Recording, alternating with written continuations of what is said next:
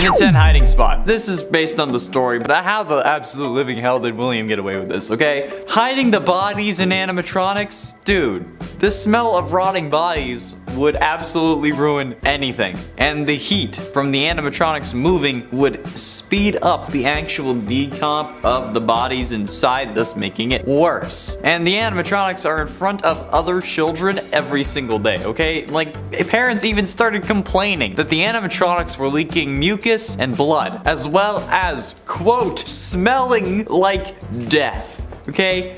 If this was real, and William getting away with this wasn't important for the story of the games, he would have been caught instantly. They never found the bodies of these kids. Like, oh, we never found the bodies of these kids that supposedly went missing in this pizza place. But now their animatronics are starting to leak blood and are reporting to smell like death. Maybe we should check these out. Oh man, look, 5 dead bodies corresponding to different victims that went missing on the premises. William, you're under arrest. See, like, I don't get how this wasn't cut and dry. How this didn't just... How? In at 9, Mrs. Afton's death. This is more so embarrassing because of the community as a whole. The story of Mrs. Afton, if there even is one, is a mystery that we've been debating for ages. A story that hasn't even had a slight amount of explanation, okay? No references, no mention of an actual name, nothing. So naturally, there are theories. However, these theories have no actual base in game lore, and instead focus on FNAF animated music videos, and stories, and fan fictions that are treated as canon, and sometimes heavily so. The truth is that we have no idea what happened to Mrs. Afton currently, alright? We don't even know if there really was a Mrs. Afton or if it was just like a baby mama or a one-night stand. Or like maybe William ended up having like a surrogate so that he could have children of his own, alright? His kids may also just be adopted. There's a whole series of explanations as to what can actually be the case. But either way, for some reason, okay, and I don't know what really caused this to pick up, a load of people think that Mrs. Afton died in a car accident. Like, I mean, it's a possibility. That doesn't mean that it's canon, okay? Technically, there's infinite possibilities, okay? I mean, there are also others that think that William killed her or that she just left him because she found out what he was into, but then again, for some reason, she would also have had to leave him with his prime demographic. Others think that the reason that she left was because he started killing. Others think that she died in a plane crash. And you know what? All are equally possible, but nothing is actually canon, so stop treating it like it is, because frankly, it's embarrassing. In at 8, Princess Quest. Another embarrassing moment for William. Alright, the whole reason he made Princess Quest a thing in the first place was to lock Vanessa away and prevent her from regaining control of her body whenever William needed it, okay? So why the hell did William create some sort of fail-safe to let her escape? Like, okay, maybe he didn't expect Gregory to come along, or maybe he did and figure it out, I don't know. But given the track record of this series and the amount of times William himself, just alone, has been burned, literally, you think that he would have smartened up already. But, you know what? He didn't. And you know what? It's like having a self-destruction button, okay? It's like having something on the inside of the Iron Man suit or on the outside of the Iron Man suit that someone can just tap and then boom, it doesn't work anymore. Like, why? Why would you do that? It's stupid. If you want something to work, why give it away to not work? Like, this is one of the dumbest things that William has done. And at 7, Mic Trap. The Mic Trap versus Will Trap debate, at least in our comment section, seems to be over. Well, at least it was until other videos went out, because, you know, people are gonna start trolling again. However, the debate over who is in the Springtrap suit is sometimes still heavily debated on other comment sections and like on Reddit. And this is specifically thanks to the final scene from the sister location final cutscene that involved the final speech from Michael and the reappearance of Springtrap, confirming theories about him surviving the Fazbear Frights fire. However, the appearance of Springtrap, accompanied by the line of "I'm going to come find you," left some people thinking that Michael was the one in the Springtrap suit instead of William, also leading to the conclusion that Michael was the purple guy instead of William, which is also wrong, as confirmed by Scott when he said check MatPat's explanation on the subject, which MatPat concluded that Michael had no way of being the purple guy and thusly is not Springtrap.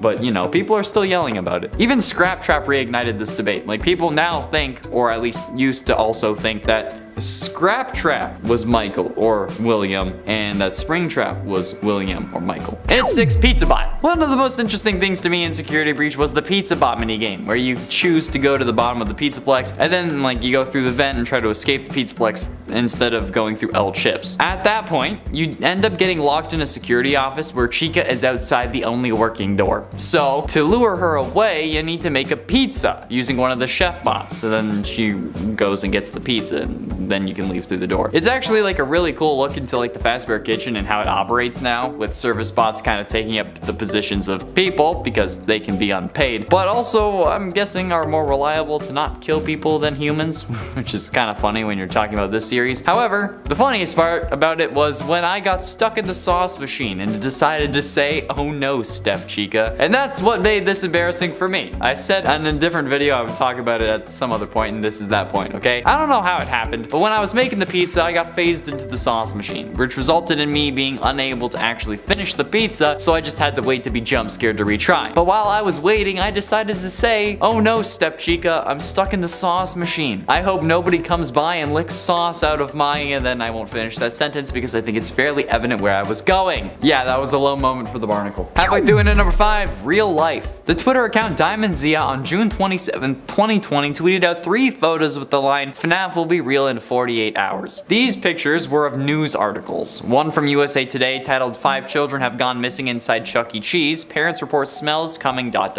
One from Associated Press called, quote, "Post-hour worker at Chuck E. Cheese reported dead at 27. And a final one from the Something News titled, "Night shift worker at Chuck E. Cheese claims strange movements from animatronics during post hours." However, this title had animatronics spelt incorrectly. It said Amicatronics. Everyone was freaking out, and pictures of the articles, particularly the first one, were shared all over the internet. People were like absolutely spamming everyone, especially because this was around the time where Chuck E. Cheese had announced its closure. However, people didn't realize that these were fake. How are they fake, you ask? It's easy. They just edited the source code, okay? Because you can change what anything says on a website, but it will only change for you until you reload the page, okay? And you can do this by editing the source code. You just need to find the aspect you're looking for, and then you can change what it says. Once you do that, you can do basically whatever you want. You can even change pictures, okay? So whoever made the original image just found an article from USA Today. It didn't even have to be about Chuck E. Cheese because they could have changed the picture, and they just changed the title to 5 missing children going missing, and like the same thing with the other articles, hence why there were only images of the articles and not actual links. It was a hoax that blew up, and people actually believed it, and some still do. In it for disturbing desires. So this is something that I've noticed in the comments that actually worries me, as well as pretty embarrassing. So we've made a series of videos about how we could turn the closed Chuck E. Cheese restaurants into FNAF joints, okay? Or even like just one ideal location. Not in Utah, though, ironically. But you see,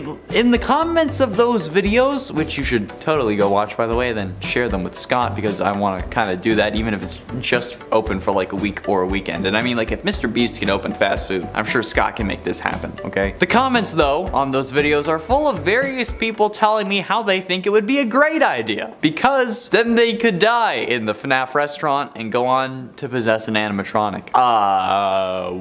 What? Why the absolute living would you want that? First of all, okay, possession, not real. That's not a thing in real life. I've yet to see real evidence of it or anything else paranormal. In addition to that, though, even going by FNAF rules, you would need to suffer in order to die and generate the agony that is needed to possess something. Since in FNAF, all possession is actually just a manifestation of your extreme agony grabbing onto something that's nearby, as we learned from Fazbear Frights and Dr. Phineas Taggart. Getting close to the end in number 3, forgetting Foxy. I'm pretty sure that the Foxy mechanic was added to help keep the player from just keeping their screen down for the whole night, since I don't think you can really get jump scared if you don't bring up the tablet with the cameras unless like you're looking to the wrong side of the office. So Foxy was a way to ensure that you actually had to load up the cameras and hold them back, as a way to actually have the possibility of being jump scared. Because if you don't look at Foxy throughout the whole first night, he can actually jump scare you. However, forgetting about Foxy and not checking Pirate's Cove is a horrible idea, even if unintentional. My personal strategy is to put the camera on Pirate's Cove when you close the tablet, so that that you make sure that when you open it the next time, Foxy gets his dose, okay? He gets his attention. And just like Peanut, the SCP, he'll stay in place. And that just makes sure that I don't forget about him either. Because my reaction time isn't fast enough to stop him from getting into the office. But ultimately, in at number 2, purple versus pink. The purple versus pink guy debate is the Mike versus Will Trap debate, okay? But it's from the early days, when all we had to worry about was different colors and not like 14 different purple characters. This debate came after FNAF 2's Foxy Go Go Go minigame, where some fans believed that the guy standing in the corner all smiley was a different group of dead kids, and it was a different killer because he was slightly lighter. That's right, he was not the exact hexadecimal code for purple that we knew, so we thought it was a different person. And you know what? This is stupid. Don't do this, okay? They're all the purple guy. It says so in the FNAF like handbook or whatever it's called. It says purple guy, okay? He's the purple guy. Stop it. Leave me alone, okay? I only use the pink guy when I need an extra slot on a list because there's not enough William Afton versions or something like that, okay? It's purple guy. And finally, in at number 1, the bite of 83. The bite of 87 was one of the most mysterious moments in the entirety of the FNAF series, and it was introduced in the first game. Being introduced in the series into FNAF 1 from 2014, the bite of 87 has remained one of the most debated points in FNAF history, and we can't quite agree on what happened. At first, we thought it was Golden Freddy who caused it, then Freddy, then Mangle, then Fredbear, then Toy Chica, then back to Mangle, and then everyone in between. And everyone has their own opinion on the subject, but for some reason, most people think that FNAF 4 is the bite of 87. However, it's been confirmed that it's the bite of 83. Okay, if you Google the bite of 87 as well, you get pictures from FNAF 4, which is not helping. And I don't think it helped that one of the most famous lines Markiplier has ever said was that the bite of 87? It wasn't, Mark. I'm sorry. Okay, it's been years. Everyone needs to stop it, okay? The bite of 83 is FNAF 4, and I still see it in the comments today, so stop it. In at 10, Chica. The problem with this, it's embarrassing because every time I bring up Chica, I can't help but make some form of crude joke about her. And not like a stupid joke, like Kentucky Fried Chica, like I did for Top 10 Tastiest Animatronics and for that thumbnail. Instead, what I did for number 1 of the Tastiest Animatronics list, where I put Toy Chica as number 1, then said it was obvious as to why she was at the top, because she is one. Like, don't get me wrong, okay? I think that it was funny as hell, but that's still kind of embarrassing, since, you know, like it's a fictional robot chicken, and I make jokes about wanting to sleep with. I don't know any way to put that delicately. Honestly, I mean, like, I made the whole top 10 tastiest animatronics list because I wanted to make that joke at the end about how Toy Chica was the tastiest. For real, that's why I made the list. So I could just say that I wanted to eat Chica. Yeah, embarrassing. That video was made when we only had 90 FNAF videos on the channel though. 300 later, and I cry anytime I hear a nose honk. And at 9, 5 honks at Cali's. And by Cali, I mean California. Since back in 2014, when the first FNAF game came out, Smosh Games did their first FNAF game bang, as they were calling it. Game. YouTube game, where they all played a round of the game, and the person who survived the shortest amount of time before getting killed had to put on a werewolf costume and dance around in the street in an attempt to get 5 cars to honk at them, only being able to take the costume off when they did. Now, this would have been more embarrassing if it wasn't Lasercorn who got punished, or maybe now I just think that that would be way too fun, but honestly, I remember this video so fondly, and at the time, I thought it was pretty embarrassing. Like, nowadays, I'd probably just do that for fun, and instead of having to be forced to do it because I lost a game. But still, at the time, it was pretty rough to watch. Not as rough as some of their other punishments. Wrestling and lubricant definitely comes to mind, but these were the good old days of YouTube, where people watched Minecraft mod reviews and my music taste was limited to Minecraft parodies. Oh, and when I didn't talk about FNAF for 8 hours a day. And at 8, Mangle Vent. Eddie VR is one of the most popular VR tubers on YouTube currently, with over 6 million subscribers at the time of recording. He was really put on the map though thanks to his FNAF VR Like a Mexican series, which he also continued with his FNAF Security Breach Like a Mexican series on his second channel, which also used to be his main channel. Long story. Anyway, when starting up his series, he was getting a feel for the game. This involved him popping into some of the mini games, freaking out, and then quitting. And after staking his head outside the office in FNAF 1, thus triggering a Foxy jump scare, he hopped into the Mangle Vent repair level. Now, his initial reaction was that this doesn't seem too bad, but when the lights go out, he starts freaking out a bit. But when it really got embarrassing, but also hilarious was when he started the level by flipping the first lever, right? The one that's in front of you that you have to get real close to. And then he went absolutely ballistic when Mangle was right there in his face. Of course, he was calling it mangoes, which made quite a few commenters more than a bit upset, but still. Absolutely hilarious, but I'm sure not for him. And at 7, Music Man! Now, a more recent embarrassing moment, or maybe it's not embarrassing to him, MatPat was reacting to the latest trailer, at least at the time, for Security Breach, when he sees a giant Music Man crawl out of a hole in the West Arcade, a sequence we now know as one of the best in the entire game. But his reaction to the character's first appearance, iconic, with a very intense Music Man! MatPat flipped about being right with one of his mini theories about the legs we see on screen in Freddy and Friends on Tour episode 304, where he claimed that the white gloves really indicated that it was going to be Music Man. But this moment was not only iconic, but kinda memeified, with me referencing it multiple times in various previous videos, and the internet even remixing this into a song that is so much of a jam even Snoop Dogg would bop to it. I mean, like, there's also the whole meme of crying child as a kid wearing any shirt with 2 stripes thing that was going around, and then I even used it in a thumbnail for Top 10 Gaming Elite. That's probably more embarrassing, but I haven't really gotten to talk about the whole Music Man thing, so I wanted to. And at 6, Panic. Honestly, looking back, panicking at all during a FNAF game is pretty embarrassing, since nothing can really hurt you, and while yes, in VR it definitely feels like you're really there, it's not really going to cause any danger to you. Although, I will say that I am totally a little bitch when it comes to horror, okay? The first time I played FNAF VR, I played it on the channel. And I'm already bad at normal FNAF, so playing it in VR was even worse, okay? I was even worse, which resulted in me running out of power on the first night, which is kind of my signature move. So, as the slowed March of the Toreador started playing, I was freaking out, and I knew that that was pretty embarrassing.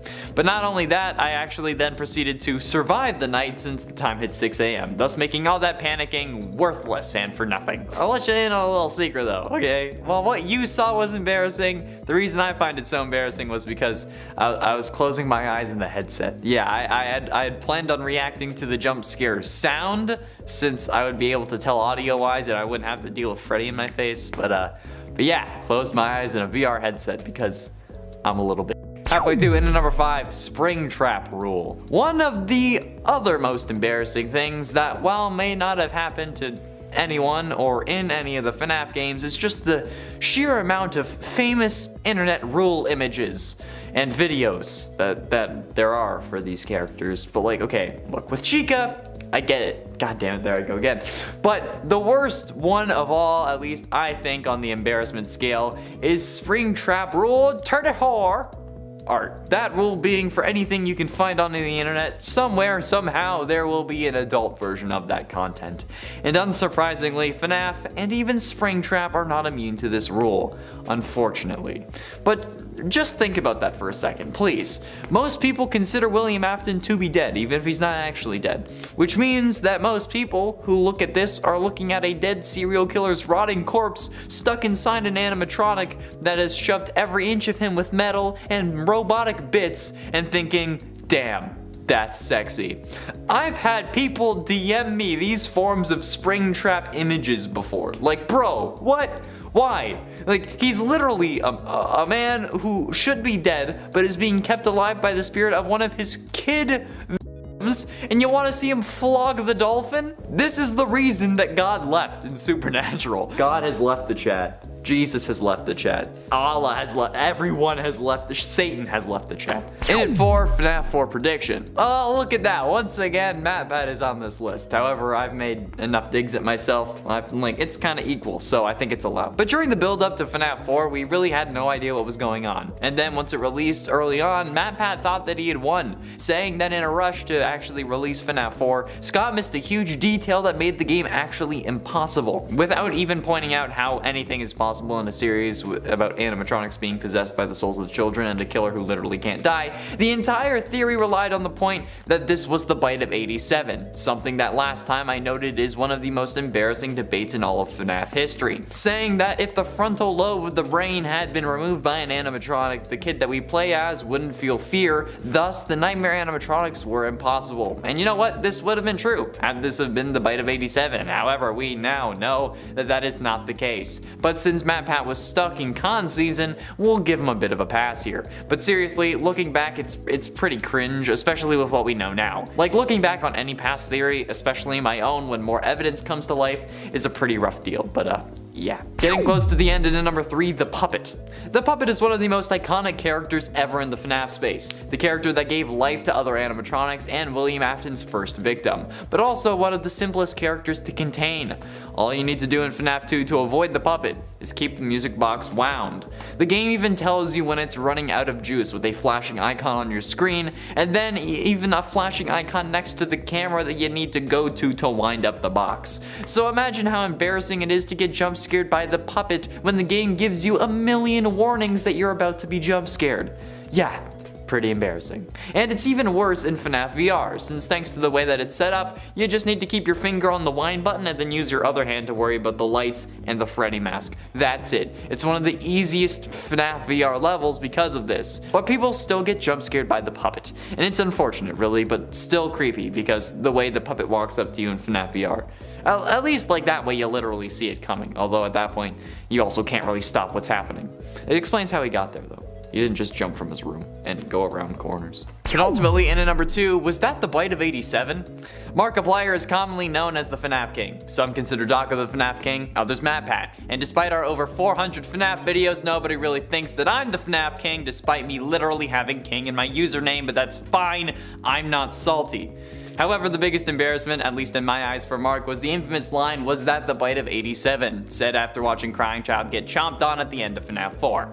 Now, this was indeed not the bite of 87, but this single line sent the internet spiraling. Now, some people still to this day fight that FNAF 4 is the bite of 87, which it's not. The game takes place in 1983, okay, and it was confirmed as such in Sister Location. But either way, I've had multiple people follow me on either Instagram or TikTok, which you should totally follow, by the way, because I'm posting more FNAF content on there. But a lot of these users have had their names as some version of this line. The one I can remember the most, which is probably because it was the first one, was that the bite of _87? And then after that, a whole lot of them came. I don't know why. I mean, like, it's probably something that Mark wants to forget, but I'm sure that Markiplier simps love it. Yeah, that's right, Jada, I'm looking at you. What do I need to do to be the FNAF King? God, I've only made videos for a year. And finally, in at number 1, Left Eye. This is definitely not going to help with the whole FNAF King thing. However, it's more of a case of not being the Direction King. So back when FNAF VR first came out, I was playing it on the channel a couple of times. Actually, no, this was